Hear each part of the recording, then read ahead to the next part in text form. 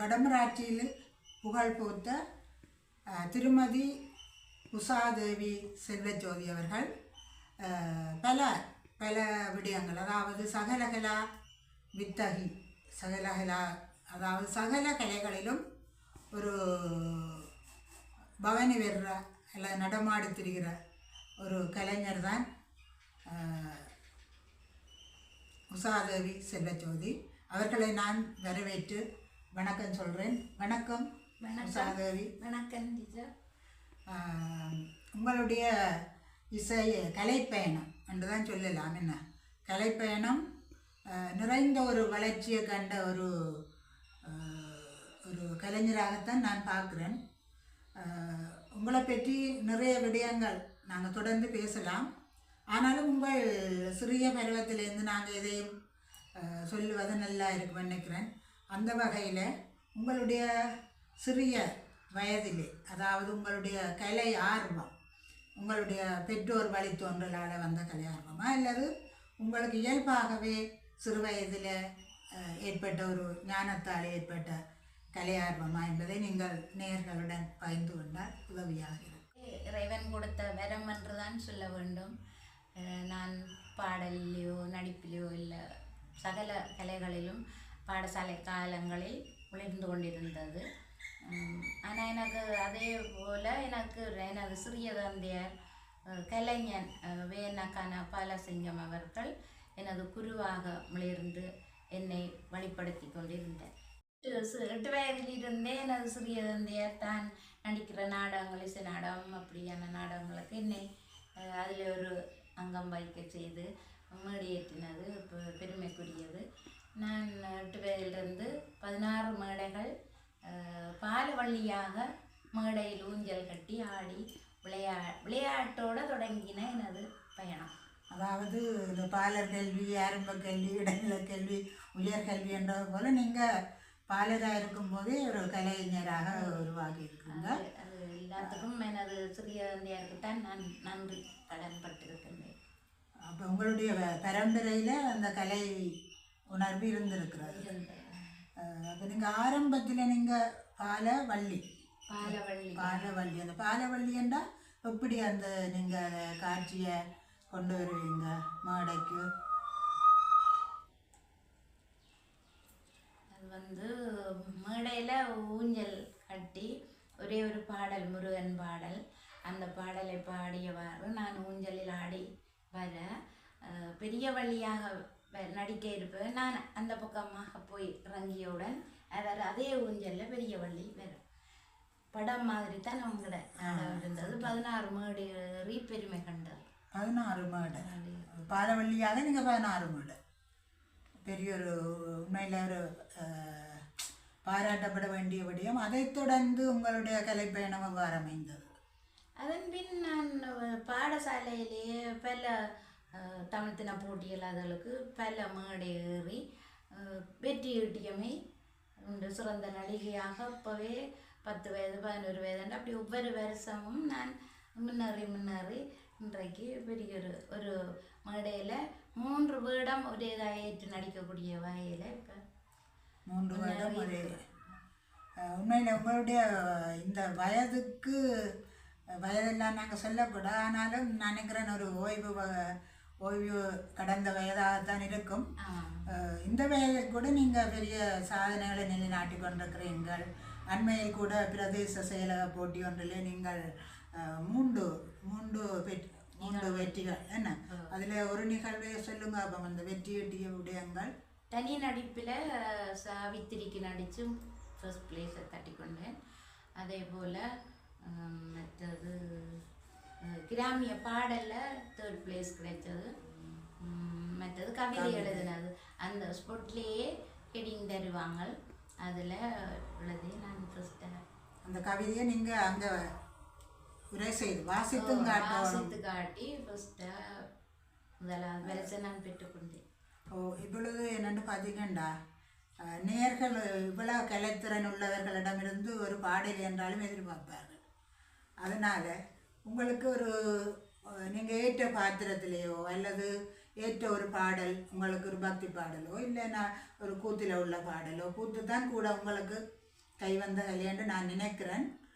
அந்த கூத்தில் உள்ள பாடல் அல்லது ஒரு பக்தி, அது உங்களுக்கு உங்களுடைய தெரிவு, எங்களுடைய நேயர்களுக்காக. ஆரம்பம் எனது கலைப்பயணம் பாலவள்ளி.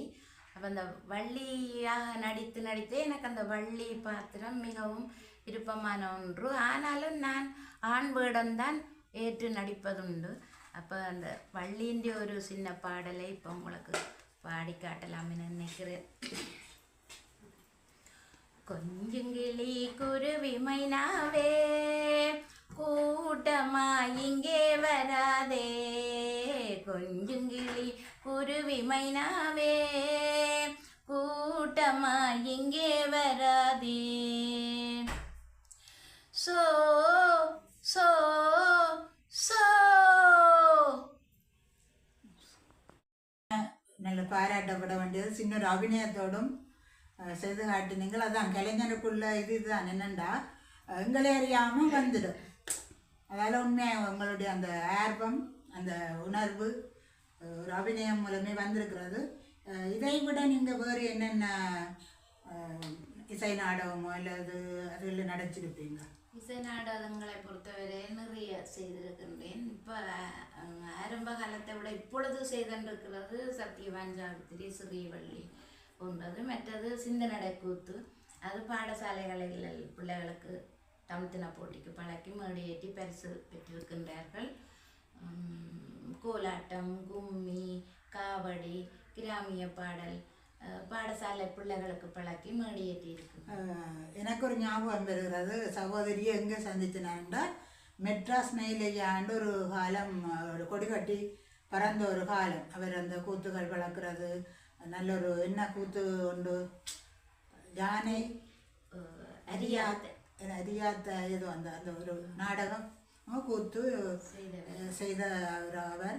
அவருடைய போட்டியிலே நீங்கள் பங்கு பெற்றி அந்த பாரம்பரிய கலைகள் மேம்பாட்டு கழகம் அதில் சிந்தனட கூத்து காத்தவராயனில் நடித்து 18 சனசமயத்திலிருந்து பங்கு பெற்றினார்கள்.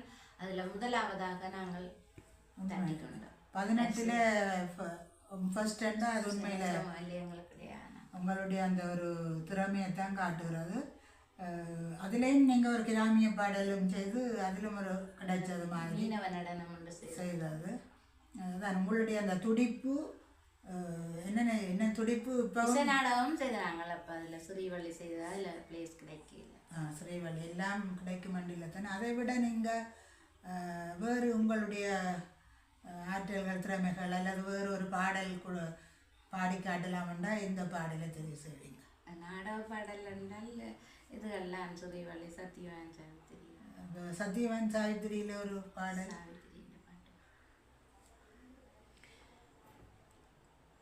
ஐயோ நான் என்ன செய்வேன், நாதா நான் என்ன செய்வேன், ஆராதுயர் ஆனேனே,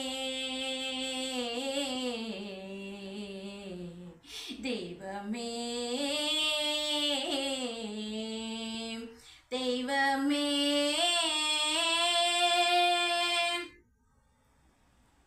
உண்மையில நல்லா இருக்கு. இதை விட நீங்கள் கூட உங்களுக்கு ஆண் பாத்திரம் விருப்பமா அல்லது பெண் பாத்திரம்? விருப்பம் ஆண் பாத்திரம் தான் கூடுதலாக ஏற்று நடிப்பதுண்டு. ஆண் பாத்திரத்தில் நீங்கள் அந்த ஒரு கலைஞர் ஒன்று கூடல்ல மருதங்கணியில் ஒரு தாத்தாவாக வந்த ஒரு ஸ்ரீவள்ளி நாடகத்தில் தாத்தா பாத்திரம் அவன் தாத்தாவாக வந்த ஒரு பாடலை நீங்கள் பாடிட்டீங்களேண்டா கேட்பதற்கு. வண்ணத்தாமரையில்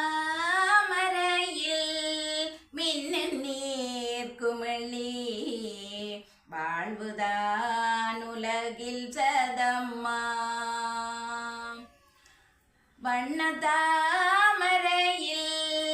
மின்னும் நீர் குமிழி, வாழ்வுதான் உலகில் சதம்மா, மண்ணிலாடும் இள மாதராசை என்னும் மாயலீலை இது நிஜமா, வண்ணதாமரையில்